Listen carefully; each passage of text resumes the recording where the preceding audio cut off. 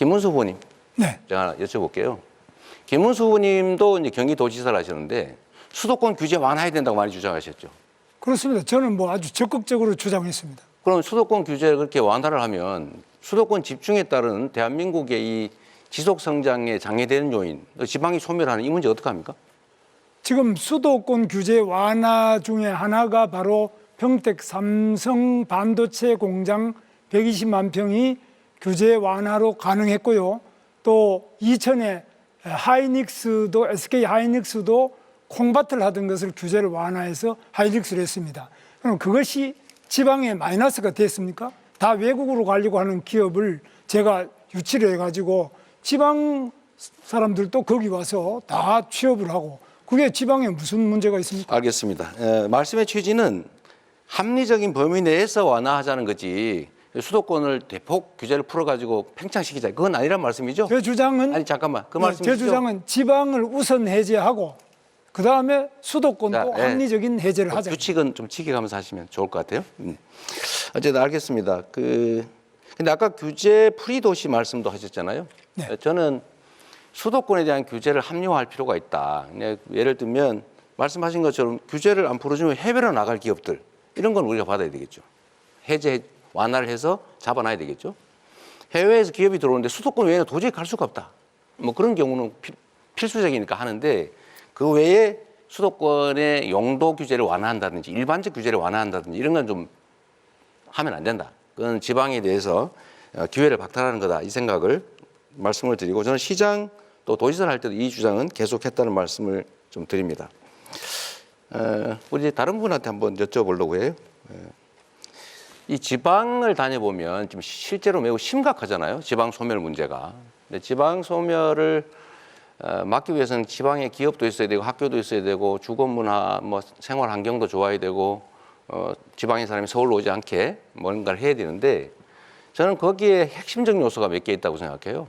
첫째는 지방으로 갈 경우에 앞으로 에너지 문제가 상당히 심각할 텐데 서남 해안, 동해안 중심으로 재생에너지 중심 사회로 갈 거니까 그쪽에 전력 요금을 차등을 좀 둬가지고 전력이 생산되는 지역에 좀 싸게 에너지 공급을 해주면 좋겠다. 두 번째는 지방으로 갈 경우 대규모로 좀 감세나 면세를 좀 해주자.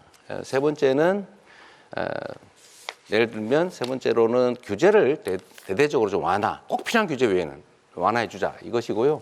거기 덧붙여서 전국 단위로 서울대처럼 못 되겠지만 거점 단위로 국립대학들 집중 지원을 해가지고 좀 거기서 인재들이 양성될 수 있게 하면 좋겠다 이 생각을 하고 있는데 우리 권영국 후보님은 좀 이런 지방 균형 발전 문제에 대해서 좀 근본적인 대책이나 이런 거 고민해 보셨는지 말씀해 주시죠. 예, 저는 기본적으로 지방 분권을 먼저 고민을 해야 된다고 생각합니다. 지금 읍면동의 자치권이 1961년, 60년이겠죠. 그 5.16 혁명, 그 쿠데타 때 그때 자치권이 사라졌습니다. 지금까지도 회복이 안 되고 있습니다. 이 문제부터 짚겠습니다. 두 번째는 차라리 이렇게 제안 드리겠습니다. 재생에너지가 있는 곳에 공장을 설립할 수 있는 허가를 내줄 수 있도록 정책을 하면 훨씬 더 빨리 지방 분산과 지방에서 에너지를 서울로 끌어오지 않고 지방에서 할 수 있도록 그 제안을 드리겠습니다. 그러니까 전력 요금을 지금은 생산지와 원격지의 소비지의 가격이 똑같은데 장기적으로는 그 차등을 좀 둬서 왜냐하면 송전의 비용이 드니까요. 거의 합리적이죠. 생산지 가격을 낮추면 서남해안, 호남 또 경남 이 지역에 지금 이준석 후보는 잘 동의를 안 하지만 데이터 센터라든지 이 재생에너지를 필요로 하는 그런 기업들을 좀 유치할 수 있을 거라는 생각이 듭니다. 정말로 중요한 거는 이 나라가 이제는 중앙 집중으로는 도저히 더 이상 지속적으로 성장하기 어렵다는 것입니다. 지방에 대한 분권과 지원을 이제는 시혜가 아니라 국가가 존속 지속 발전하기 위한 필수 정책이다, 전략이다 이렇게 생각해 주시면 좋겠습니다. 네, 김문수 후보 수도권 토론 시작하시죠. 이재명 후보한테 묻겠습니다. 네. 지금 원전을 짓지 않고 어떻게 지금 AI 세계 3대 강국, 뭐 저도 3대 강국 하자 그러는데 원전을 어떻게 할 것이냐 이걸 더 늘리지 않고 원전 부분에 대해서 과거에 그 문재인 대통령 때 한 탈원전 정책 그건 잘못됐다고 생각하시죠? 에너지 정책에 관해서는 원전이 필요하냐 안 하냐 이게 일도 양단으로 판단할 수가 없다는 걸 먼저 말씀을 드리고요. 요즘 말로 하면 에너지 믹스가 필요하다. 원전도 필요하고 재생에너지도 필요하고 그다음에 다른 뭐 에너지도 좀 복합적으로 필요하죠. 다만 그 비중을 어떻게 할 거냐 그 측면에서 원전은 기본적으로 위험하고 좀 지속성이 문제가 있다. 그러니까 가능하면 원전을 활용은 하되 너무 과하지 않게 재생에너지 중심 사회로 전환해 가자. 이 말씀을 제가 드리는 겁니다. 혹시 우리 이재명 후보께서 우리 두산중공업이나 원자력 발전소를 만드는 그 원자로를 만든다든지 원자력 발전소 가셔가지고 그게 얼마나 안전한지를 점검하는 그런 현장을 한번 가보셨습니까? 그걸 꼭 현장을 가봐야 아는 건 아닌 것 같고 폐기물 문제라든지 사고가 났을 때 엄청난 피해 이런 것들을 고려하면 가급적이면 원전을 피하는 게 좋은데 기저전력으로 과연 원전을 완전히 지금 단계로 완전히 중단할 수 있냐? 저는 아니라고 생각해요. 가능한 범위 내에서 활용을 좀 하고 대신에 지금 이제 좀 더 안전한 SMR 같은 것들을 지금 연구 개발하고 있잖아요. 그건 계속 하고 그 안전하고 편의적이고 비용이 싸면 이제 그런 것들은 써야죠. 일도 양단도 쓸 거냐 말 거냐 이렇게 하는 것은 너무 극단적이다. 국가 경영은 그렇게 단순하지 않죠. 그런데 우리나라가 원전 건설하는데 세계적인 선진 강국입니다.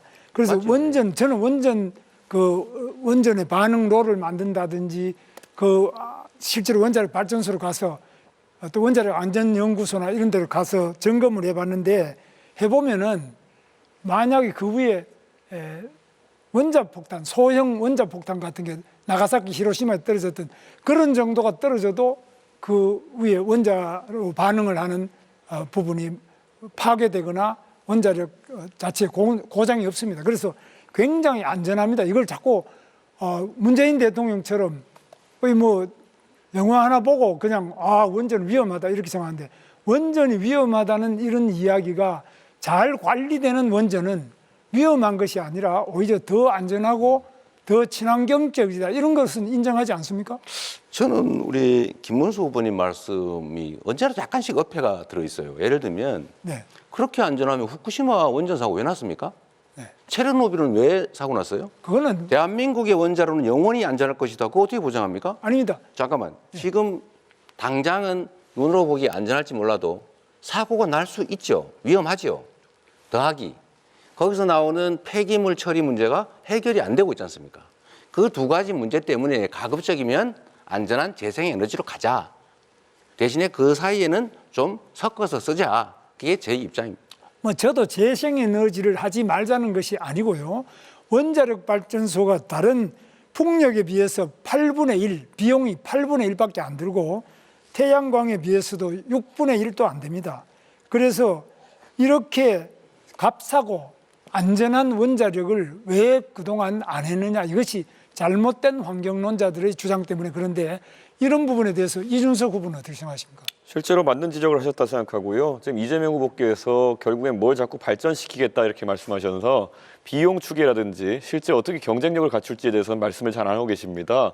아까 AI 산업 발전시키기 위해서는 김문수 후보님 말씀하신 것처럼 전력 확보가 제일 중요합니다. 그런데 비용 구조상 아까부터 계속 강조하시는 서남 해안의 풍력 발전 같은 경우에는 킬로와트당 균등화 발전 단가가 300원 가까이 가는 그런 발전이고 김문수 후보님 말씀하시는 거는 한 50원, 60원 정도의 균등화 발전 단가가 깊이는 원전인데 어느 것이 더 효율적인지는 이미 드러나 있는 것이거든요. 그런데 아마 이재명 후보께서 그런 아까 말씀하신 환경론자들의 말에 너무 많이 휘둘려가지고 국가 대사를 판단하시는 게 아닌가 이런 우려가 있어서 만약에 혹시 집권하는 일이 생긴다 하더라도 그런 환경 카르텔에 대한 입장을 계속 받아들여서 오히려 산업을 좀 저해시킬 것 같다. 그런 우려가 오늘 토론하시는 걸 보니까 좀 들게 됐습니다.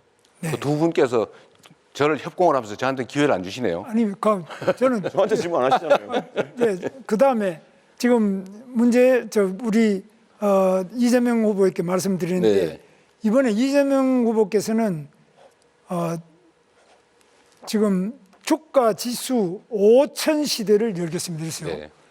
지금 그런데 5천이 되면 저도 환영입니다. 좋겠는데 이거 들은 분들이 이거 5천이라는 거는 좀 심한 거 아니냐 이렇게 보는 분들이 많은데 네. 우리 이준석 후보께서는 어떻게 보십니까? 이거 5천이 가능합니까? 저는 주식을 잘 저도 몰라서 5천 하면 좋다 이런 생각을 하는데요. 예. 아마 이재명 후보께서 예전에 주식을 처음 경험하실 때 조금 뭐 친구분의 권유나 이런 거로 작전주로 경험을 하셨다고 본인이 얘기하신 바가 있거든요. 그래가지고 이런 걸 너무 가볍게 생각하시는 게 아닌가 좀 그런 인식인데 당장 이번에 민주당에서 상법 개정안을 추진한 것에 대해서 저는 개인적으로는 긍정적으로 평가합니다. 대주주의 어떤 강압적인 물적 분할이라는 걸 통해 가지고 일반 주주들이 손해 보는 상황 속에서는 주가가 안 오릅니다. 그렇기 때문에 기업인이 자유롭게 경영할 수 있도록 하는 것 또는 회사가 자기에게 맞는 판단할 수 있게 하는 것은 중요한데 또 그 말만 하면 되는데 이재명 후보께서 표가 된다고 생각해서 부산 가가지고는 또 HMM이니 또 SK해운이니 이런 것들 또 민간 기업인데 잠시 민영화를 앞두고 있다는 이유만으로 옮겨버리겠다 했습니다. 그런 게 바로 주식시장에 있는 이재명 리스크다 이렇게 말씀드릴 수 있을 것 같습니다. 네, 뭐 저는 정말 그렇게 되면 좋겠는데 참 네, 이제 권영국 후보 주도권 토론 시작하시죠. 네, 우선 세 분에게 다시 묻겠는데요. 우선 이재명 후보께 묻겠습니다. 그 차별 없는 나라가 경쟁력 있는 나라입니다. 이번 광장에서 2030 청년들이 가장 많이 요구한 것이 차별금지법 제정입니다. 네. 1997년 김대중 전 대통령은 당 총재 시절 앞으로 이 땅에서 영원히 차별을 없애 나가겠다 하면서 차별금지법을 제정하겠다고 약속한 적이 있으십니다. 2007년 노무현 정부도 차별금지법을 발의했습니다. 2013년 문재인 대통령도 국회의원 시절 법안을 발의했습니다. 이재명 후보께서는 차별금지법 제정에 동의하십니까? 일단 저한테 기회를 주셨으니까 간단하게 재생에너지 생산 단가가 8배 비싸다, 6배 비싸다, 뭐 킬로와트당 잠깐만요, 300원이다. 이거는 아니요. 체크를 해볼 필요가 있을 것 같고요. 그만하시죠. 예. 규모화를 하면 그건 어느 정도 해결할 수 있다는 말씀드리고, 차별금지법 관련해서는 차별이 어떤 특정 요소에 의해서 생기는 거 방치하는 거 바람직하지 않긴 한데, 네, 지금 단계로 거기까지 듣겠습니다. 네. 여러 가지 뭐 사회적 합의 이런 얘기를 많이 하시는 것 같아요. 그런데 28년입니다. 김대중 대통령 총재 시절에 얘기했습니다. 강산이 3번 변했습니다. 이게 과연 사회적 합의의 문제입니까? 결단의 문제입니다. 자, 이렇게 말씀드릴 수 있습니다. 이재명 후보님, 네. 광장에서 멀어지시면 안 됩니다. 지금은 이재명이라고 현수막에 써 있지 않습니까? 나중이 아니라 지금 하겠다 이렇게 말씀하셔야죠. 네, 됐습니다. 제가 다른 질문을 다 해야 돼서 네. 그까지 그래도 답을 듣는 게 의미가 있지 않을까요? 예, 10초만 드리겠습니다. 네. 방향은 저는 맞다고 보지만 지금 현재 너무 현안들이 복잡한 게 많이 얽혀 있어서 이걸로 새롭게 논쟁 갈등이 심화되면 지금 당장 해야 될 일을 하기 어렵다라는 네, 말씀. 알겠습니다. 영원히 못할 것 같습니다.